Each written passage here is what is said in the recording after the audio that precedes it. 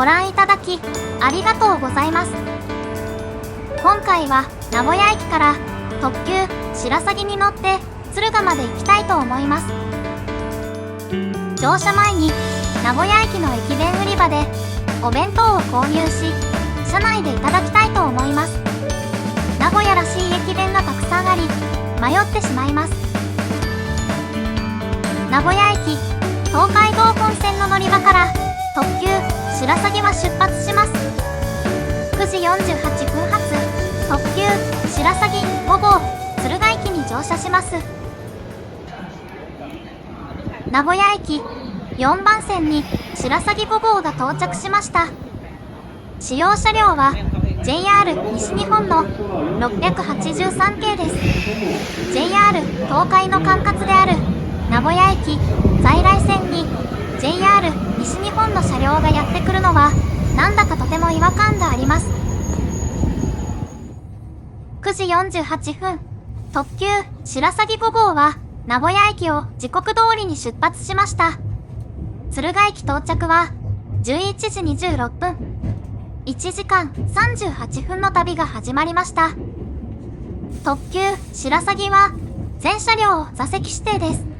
JR 東海の特急列車には自由席の連結されている列車が多くありますが、しらさぎには自由席がないので注意が必要です。今日も JR 東海をご利用くださいましてありがとうございます。この列車は特急しらさぎ5号敦賀行きです。停車駅は尾張一宮、岐阜、大垣、米原、終点敦賀の順です。この列車は全車指定席の特急列車です。ご利用には乗車券の他に指定席特急券が必要です。列車は6両編成です。前から6号車、5号車の順で一番後ろが1号車です。1号車はグリーン車です。はございません。ご了承ください。名古屋駅を出発してしばらくの間は名鉄線、新幹線の線路と並走します。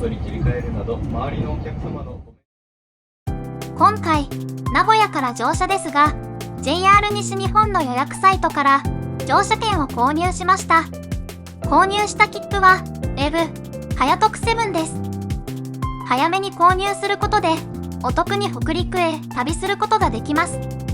こちらのはやとく7は通常9280円の乗車券と特急券が8170円、1110円もお得になります。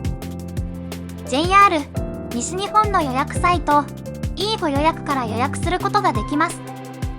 予約方法は簡単です。 E ご予約予約サイトの駅名を入力から名古屋と北陸の駅名を入力し、乗車日と時間の入力の後に乗り換えをせず乗車する区間を指定します。こちらを名古屋駅から敦賀駅に設定し検索すると名古屋駅から敦賀駅までしらさぎを利用するルートが表示されます。あとはウェブはやとく7を選び購入することができます。また予約した切符は乗車までに券売機で受け取ることが必要です。関西からだとチケットレスでそのまま引き換えなしで北陸へ行くことができるので切符を受け取ることを忘れないようにしなくてはなりません。名古屋を出発ししばらく走ると木曽川、長良川、揖斐川の木曽三川を渡ります。最初に渡ったこちらの川は木曽川です。上流は長野へと向かう中央本線の山間部付近から流れています。名古屋駅出発時座席にはちらほら空きがありましたが確定車駅で少しずつ座席が埋まっていきました。現在列車は東海道本線からかなり外れた場所を走行しています。これは地図アプリのバグではありません。大垣、関ヶ原間のこの区間の下り線は新樽井線と呼ばれる勾配を避ける迂回の線路を走行します。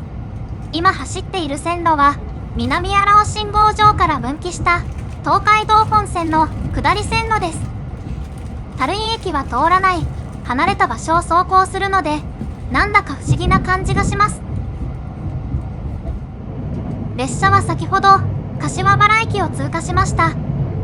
車窓右手には雄大な伊吹山が見えてきます。標高1377メートルの伊吹山は日本百名山の一つで、滋賀県最高峰の山です。9合目の山頂駐車場まで車で登ることができるので、比較的気軽に登れる山として人気があります。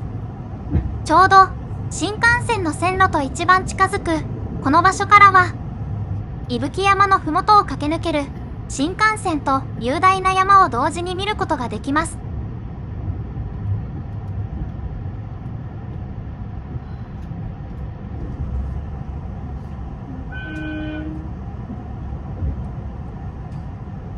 東新幹線、東海道線、近江鉄道は乗り換えです。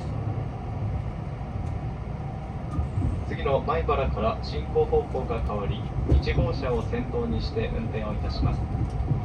米原駅の停車中に座席の回転にご協力をお願いいたします。米原を出ますと、次は終点の敦賀に停まります。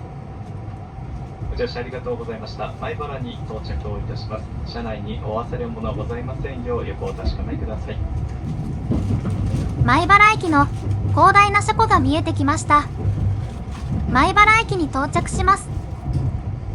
ここまでの区間は JR 東海、この駅から先は JR 西日本の管轄を走ります。そしてこの駅から先は進行方向が変わり、これまでとは逆の方向に進んでいきます。米原から先、敦賀駅まではちょうど30分です。わずか30分の区間ですが、皆さん座席をしっかりと転換されていました。向かい側のホームには、京阪神ではおなじみの223系普通電車が停車していました。米原駅を出発しました。この駅で JR 東海の乗務員さんから JR 西日本の乗務員さんへと交代されていました。車内チャイムもサンダーバードなどでおなじみの北陸ロマンがここで流れていました。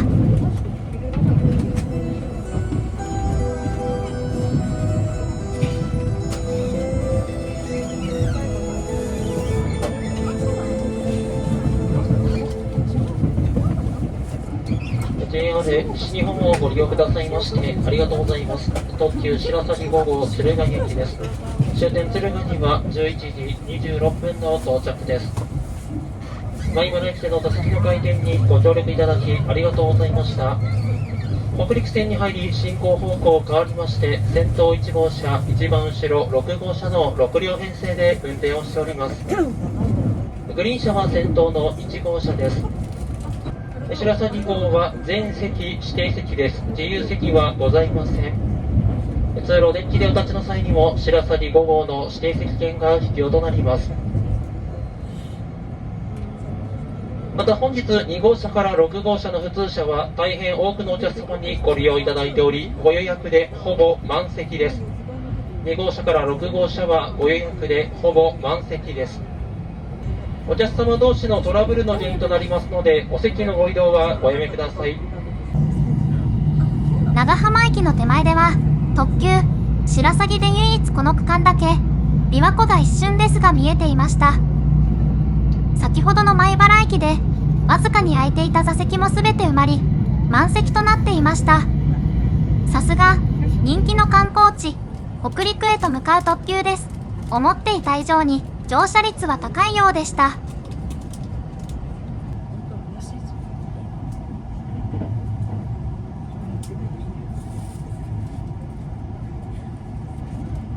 余呉駅通過の直前に見えるこちらの湖は余呉湖です。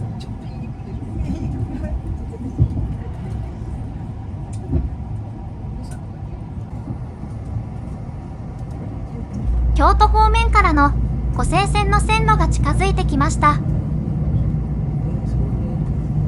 大阪、京都方面からの特急サンダーバードで来た場合はこちらで合流することになります。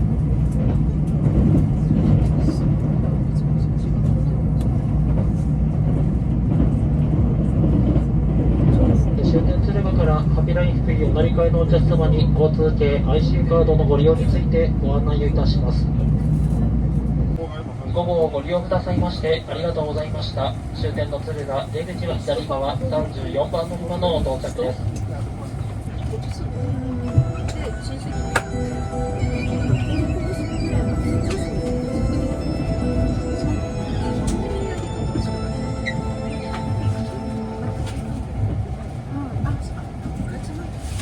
白鷺号で聞く2回目の北陸ロマンが流れると敦賀駅に到着しました。名古屋を出て1時間38分、ここから先北陸へ行くには北陸新幹線へと乗り換えになります。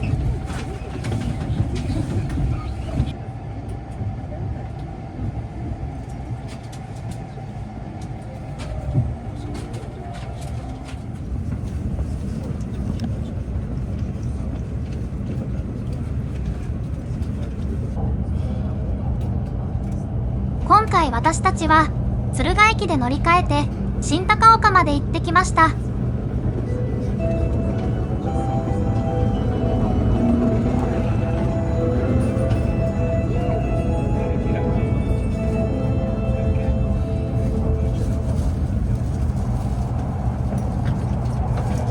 日も北陸新幹線をご利用くださいましてありがとうございます。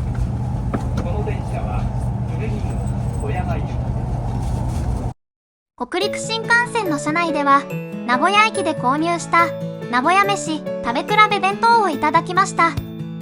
味噌カツとひつまぶしという名古屋飯の定番を食べ比べできる最高に贅沢な弁当でした。今回乗車した特急白鷺は北陸新幹線開業までは名古屋と富山を結ぶ特急でした。現在運転区間は名古屋敦賀間に縮小されましたが、名古屋から北陸新幹線に接続する特急として根強い人気がありますが、大阪からのサンダーバードと同じく北陸各県に行くには敦賀での乗り換えが必要となったため、新幹線直通で便利になった首都圏に比べて大阪、名古屋からの北陸は乗り換えで不便になった感じがするのもまた事実だと思いました。北陸新幹線の京都・大阪延伸によりサンダーバードが廃止になるのはほぼ確実だと思いますが、その際に白鷺がどうなるのかもとても気になります。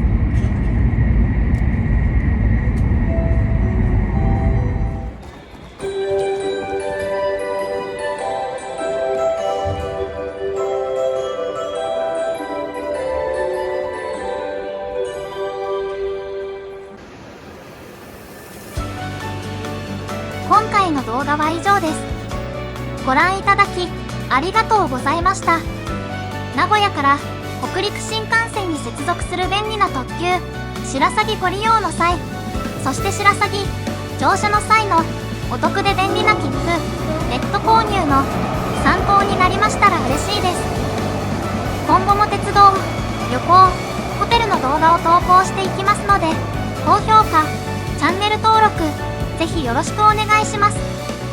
コメントもいただけるととても嬉しいです。